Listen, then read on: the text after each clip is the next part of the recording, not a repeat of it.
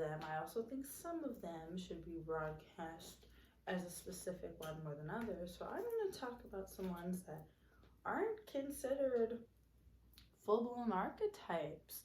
Some of them you've probably seen before, but some of them, ooh, scandalous. We're going to start some controversy. And please let me know what you think about some of these archetypes, what resonates with you, and what you believe to be true versus not. Let's get into it. Let's start with the Fool. So the energy and the intention we're trying to set with the Fool is who is she? Who is the Fool? What kind of actions, thoughts make up the Fool? How does one vibe with the energy of the Fool too? Is it something that you can use consciously? Is it only subconsciously? We have the Knight of Cups reversed, the Nine of Cups, and the Death card reversed. So with the Fool, it's really about, with great power comes great responsibility. And sometimes the Fool has a tendency to lean towards the fantastical idea, the idea that could be more exciting for them, whether or not it's something that can bring grave change to them. With the Fool, they're absolutely terrified of genuine connection because they've had to hide themselves for so long in order to protect their own image and their inner child. The Fool really does stem from this inner child. Shark, swim away from this situation. The Fool genuinely is someone who wants to be able to have complete control over situations. Sometimes they get to the point where they're almost manipulative without trying to be. They'll say things and do things in order to get what they want, but they're innocently almost manipulating the situation because they think, oh, if I say this, then I will get what I want. So they get in that habit, and slowly but surely it starts working more and more for them. And then, long story short, short story long, sometimes it ends up biting them in the tushka. Let's get some more information. What kind of behavior do you send from the Fool archetype? So with the Fool, ceremony, Spirit of the West, they have a lot of humility in the sense that they're willing to admit that they constantly have the opportunity to mess up. They used to have this energy where they were very diligent and focused and usually the Fool archetype stems from a person who was an incredible perfectionist to a detrimental sense for their anxiety, for their psyche. And so there are a lot of parts of yourself that you would have to put away if you're the Fool, because that sounds not very fun to just be miserable all the time because you have to constantly be doing to be perceived in one way. But with the Fool, it's like, okay, things constantly change, but that doesn't mean I have to. If I'm constantly going to be thrown around like nothing matters, then I might as well do what the heck I want. The Fool really said, and what? So they have the opportunity to reach out to people, and they will often walk away after they've kind of received their needs, in the sense that if someone is valuable to this person, to this Fool energy, they will constantly need that around them. But as soon as they feel threatened, as soon as they feel triggered, in the sense that their energy, they can't control the situation anymore because this person is unpredictable to them. They don't know what they're going to say, what they're going to do, and how they feel about them. And that's really scary to the Fool because the Fool likes to know how people feel about them. They are the jester. They are the star of the show. They want everyone to be having a good time when they're with them. So when things come to reality that the Fool has to kind of mess with this idea that they aren't the number one jester, nor do they have to be. Things get a little bit bananas in that self-care and healing journey. And I've definitely resonated with the Fool archetype in my past. I was always, since childhood, I believed I was an entertainer. I believed, oh, I'm going to be the one that people look at and I make them laugh and stuff. But I'd often make my performances out of spite of myself. Almost like, yes, you deserve to be laughed at, homie. But you know what? I don't think that's very true. I think as the Fool might absorb you, it's easy to become a little bitter about the fact that that's all you really are allowed to be seen as. Once you're put in this category for people like, let's say, the jester, then you're the jester. That's it, honey. Let's roll with it. And I personally, I would not like to roll with it. But you'll notice that they'll be flaky. They'll make over promises. They can walk out on you as soon as they feel that your care for them might be jeopardized, or they might have ruined it, and it's easier to walk away than to face the consequences. They're willing to say something to your face, but they're not someone who will seek out giving an apology. If they need to, if it festers within them, then they will, but they're also someone who waits for the absolute last minute to let that festering blow up.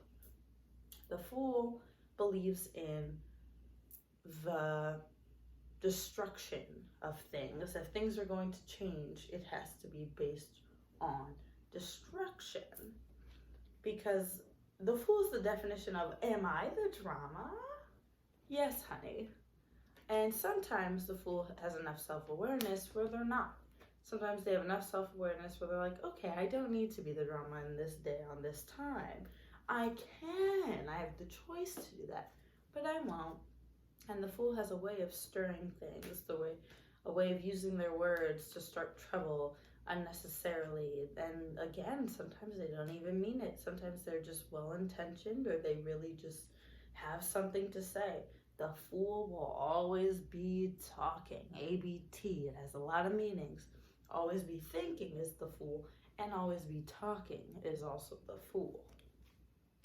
So let's get into my personal, yo, this is an archetype, and nobody could tell me nothing. This is the Hierophant, or what I like to call it, the thinking man. So this archetype is somebody who, again, ABT, always be thinking, but their thinking is much more based in a place of, oh my gosh, I'm in constant nihilism and I need relief, baby. Somebody give it to me, please. Somebody give it to me fast. I just need it.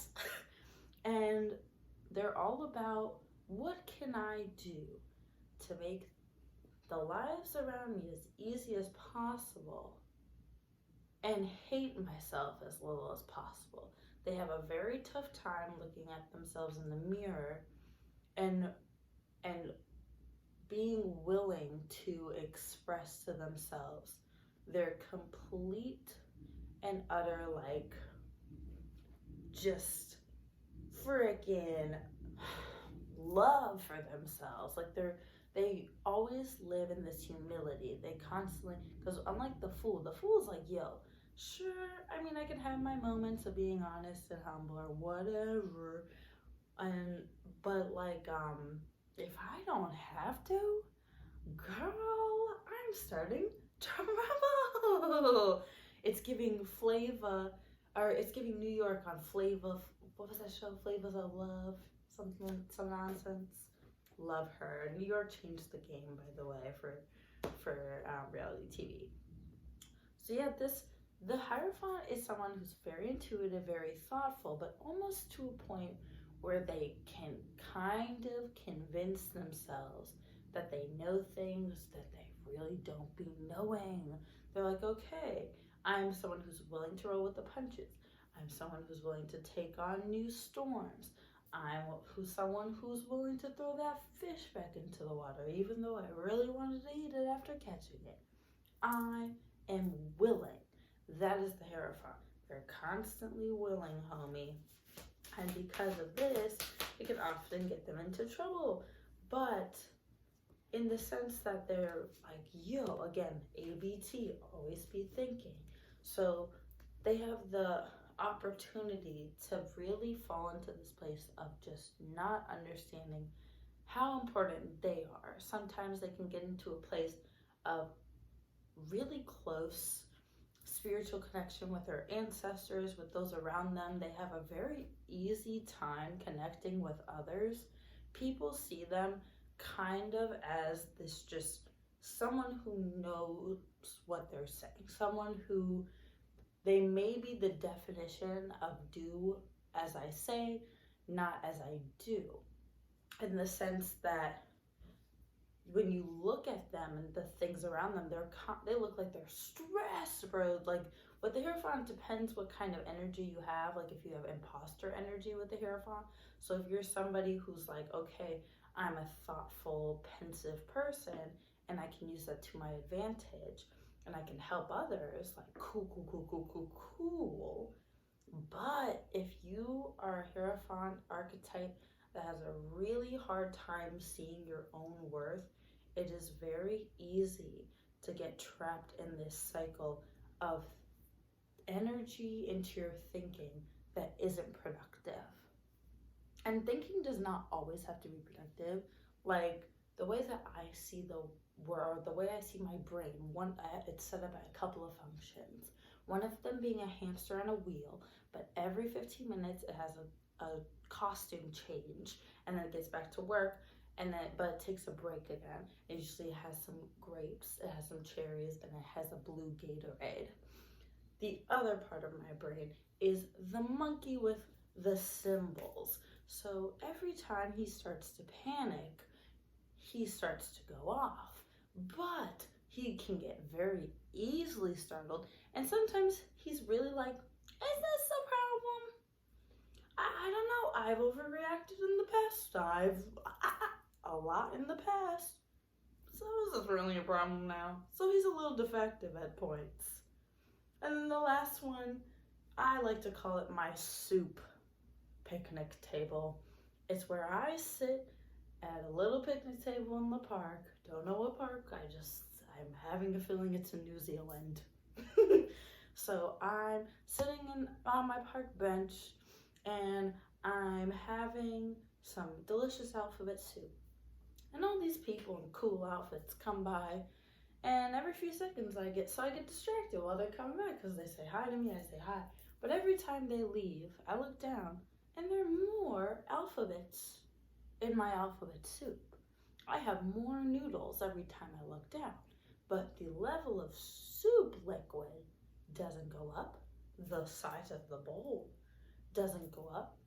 And I was given a task when I first, long ago, sat at this table to sort through the alphabet and put all the letters in alphabetical order. But now I'm just getting more and more note holes, and I don't know what to do with it. So do I just keep doing it? Do I get upset? Do I get discouraged? Do I eat a lot of them? What do? Who knows? So that is my brain. I don't know why I started talking about that. But let's get back to the Hierophant. So yes, this archetype often has the opportunity to really change the game for people's lives, not just their own, really other people. They're usually a very intuitive person, and they're somebody that people rely on and trust through their sense of understanding of real life situations. So this is someone that people often believe will transform and can do better always, but is also an inspiration for other people around them who are trying to do the same thing, and they see the Hierophant and they're like, yo, look at this person, ABT, and like really trying and just having this genuine connection and strive to do better and be better. That's their constant want, is to be better than they were 10 minutes ago. So it can be a very healthy archetype to be with, but it can also be riddled with this fear of not ever being able to be enough, or not ever being to achieve the things that you know you're capable of if you've gotten to the point with your Hierophancy that you believe that you're good at the things that you do.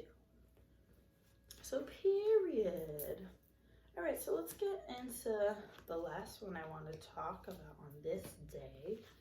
And if y'all are interested in this, we can talk about it again. My name is Casey, by the way, and I am a tarot reader and all that stuff I talked about. If you want to follow me on my socials, I post content and stuff everywhere. So I'm Casey Laurette Khan on Instagram, Casey Lightwork Adventures on TikTok. And that's the end of my plug-a-rooney. Thanks for, listening. Oh, wow, okay. I didn't even say who we're talking about. So let's talk about, well, it's often called, this is what I want to talk about. This is often called the hero's journey. I would like to dive more in, or the hero complex, or the hero archetype. I think I would like to get into the hero archetype a little bit more in terms of when the hero is a woman, or has a lot of feminine energy, or is just like, yo, I'm doing me and I look like this, period. What are you gonna do about it? So with this, the heroine or the hero who comes from this like wise old woman archetype and mixed with the hero's journey. This girl, this heroine, this hero, let's just call her she for now. So she has a lot of like confusing energy. She often mimics like the magician in its terms of like ignorance, because the magician and the fool are very different in the sense that the magician archetype is very like heavy set in the fact that there's this kind of gullible energy to the magician archetype, and there's also this like, but this genuine passion for learning, this genuine passion for teaching, this genuine passion for creating. But the magician is can have a tendency to be a little bit like calculative in their behaviors and actions, but it's more so drawn from like personal needs and fulfillments, and often their motivations will be from a place of needing to heal, rather than the fool being from a place that needs to thrive and is easily bored, honestly. So they're like, yo, let's keep it pushing. But with the hero's complex, the hero's journey, the heroine's journey and story, she is often put in a place where she has to pull in this very masculine energy in order to be respected. Either she has to be very, very buff, or she has to be incredibly firm in the way she is, or she has to use her feminine kind of like appeal to a lot of the men that she has to encounter in her journey, and she has to use that and go through a shit ton of adversity and giving a lot of herself up in order to kind of adhere to everybody else. She always can see how things will probably end. She goes into things with this sense of, okay, I'm constantly being told that I'm too much of, a girly to go beat up people and live my bestie life, girly. And so with this Queen of Pentacles reverse energy, the Magician reverse, and the Emperor bow, and then the Five of Pentacles, it's just really giving like, this girl wants stability, but it has to come through adversity. What the heroine learns is that through naivete and through an acceptance of becoming more accepted as a masculine energy, then she gets more respected. She starts to understand her adversity a little bit more. She can't really just vibe with this feminine energy. If she's allowed to vibe with it, it has to be used in a way that weaponizes her sexuality and her sex appeal. If she wants to give people what the people want, meaning like this heroic story and shit, she has to choose. She has to like literally choose with justice. Yo, am I gonna go down the road of how everybody wants me to go down? Or am I gonna be that human and do my dang thing despite the fact that I have all this male energy that people respect and like? So do I adhere more to that, or do I adhere more to nature and nurture? Or do I adhere to the nature and nurture that did indeed make me have to be more masculine to people? So it's really just a complicated relationship, because not only does the hero also see that because a lot of people are going to see her as automatically weaker because she is not the hero they expect her to be, then homegirl is expected to just kind of, I don't know, sit and look pretty and then slash a sword and then everyone gets excited. But it's like, it's not that easy for the heroine, because not only does she constantly have to deal with male authority within her journey and then constantly trying to gaslight gatekeep girl, like she also has to deal with the fact that she will never feel stability within her feminine energy as long as she is the hero, because her balance and need to support justice often falls into a category where she has to kind of ignore the justice of people like her. Because if she's going to be supporting justice, homie, if she's going to be like kick flipping and taking out equalists downtown with Tarlock, and then realizing he's been the bad guy all along, and then with the ice and the water, go watch Legend of Korra. You'll understand. Because she is the heroine, like, girly. But it's just very hard for the heroine to just be the hero. She has to be put in a box as the heroine. And she doesn't like that. She does not like that. She has a complex, 7 of Cups reversed. She has a complex where she needs to take care of everybody, because not only is she the hero of the story, she's also the female hero of the story. And because of this, she is expected to do everything beautifully and perfectly and prim and proper, homie. But she can't always do that, because yeah, that's self-explanatory. That's just not how living works. But she's expected not to live. She's expected to give. You are a woman. You're our hero. That means that you're willing to sacrifice yourself for us constantly, right? And when you can't and we blame you for it, that shouldn't be our problem. That's you. You signed up for this, didn't you? You knew what you were getting into when you were born the hero. So the hero has this complex where they hold everyone's weight on their shoulders and everybody's expectations on their shoulders until eventually they're willing to break free from that.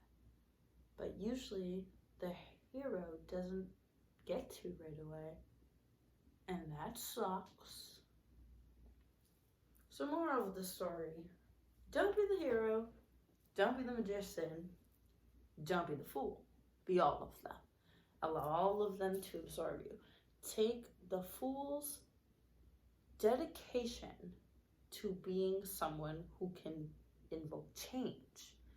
Take the magician's dedication to being someone who can freaking F things up and do it in a way where they don't even realize that they're doing it, but also change the game. Allow yourself to learn things the way the magician does. Allow yourself to think and ponder and reflect the way the Hierophant does. If you're willing to accept the things that you did wrong and make sure and ensure that you don't do them once more, then ABT is going well. Why always be thinking if it's harmful and not changing anything for the better? And finally, with the hero, take the idea that you can care for other people, but don't make it your personal debt and responsibility to fix. Just because you're caring does not mean that you are actively fixing. It means you are helping. It means you are part of a process for others, but it does not mean that you are that girl all the time and that you're going to be able to stop and save everyone. That's probably the scariest and hardest part of the hero story, which the hero is usually never prepared for, especially when she's a woman. So that's bananas. So allow yourself to be prepared. Allow yourself to know that you will often have to make a choice, and that's okay. If you want to be the hero, think about why you're being her. Think about what she will do for you and those around you without completely causing an unbalance within your shoulders and alignment.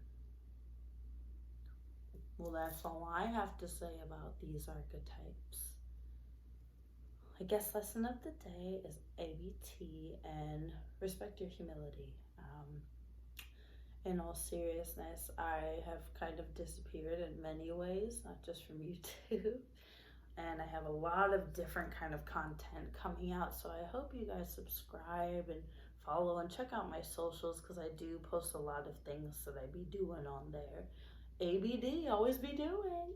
So I would really love to see y'all on my socials, and I appreciate you watching this. I'm sweating. I'm dying outside of my human body because the air conditioner's not on. But it'd be like that. I'll just stick my head in the freezer. Alright, go follow me on stuff and whatever, and I guess check out my website, caseylaurettekhan, I guess. But don't book me because I'm trying to figure things out, because I've been slacking and struggling and unable to do a lot of my readings. Even when I promise that I will do them over and over, I don't. And that's because I genuinely could not continue what I was doing without thinking that I would lose myself all over again and end up where I was months ago because of my health and my mental fatigue. So just I guess my general advice is you should allow yourself to think that you can have it all, but you don't have to have it all right now. I think that's stupid to think that you can't have your cake and eat it too in some situations, but I also think it'd be naive and very magician-like to assume that there are going to be times where that it will always be like that, because it won't. And so pick and choose. Pick where you can just eat the cake, homie, and you're lonesome. Even if you have to quietly so nobody takes it away from you, period, that's your right. But if you have to constantly fight for that right, then just notice what you're doing and realize how it may be affecting you. So, and how it's affecting other people. And I have badly affected other people and let a lot of people down through my business and through just work in general. I left a lot of jobs. I ghosted, didn't tell anyone, because, I was miserable. And now I'm not, which is kind of cool. But I'm still, in a place where I feel, of course, it's hard to decipher the words I'm trying to speak, but it's just from the bottom of my heart, it's kind of hard to build yourself up from the ground when you already, not only do you believe you've tarnished your name and image to other people, but you have kind of tarnished it within your own thoughts about yourself. For so long, I've believed that I could be them. I could be the person I wanted to be. And then I've made a lot of decisions and just honestly just decisions that were lacking in any kind of mindfulness or precautions or just general concerns of my own safety and protection. I would throw them away in order to appeal to what I thought I needed to appeal to. The thing about the Fool energy is that it's not about what anyone else is making you do to be the jester. It's often you force yourself to, you see everyone else in a way that makes you jealous that you're not just like them, that you have to put on a performance in order to be respected or seen the way that someone else is. And so I'm here to remind you that you do not have to do that. And you don't have to work yourself so far to the bone, nor do you have to throw away your own respect for yourself in order to achieve the things that you need to achieve. And I think the first thing we should think about in respect achieving is peace within ourselves. If you came into this video and didn't expect me to preach, then you're incorrect, you're wrong, and have a good day.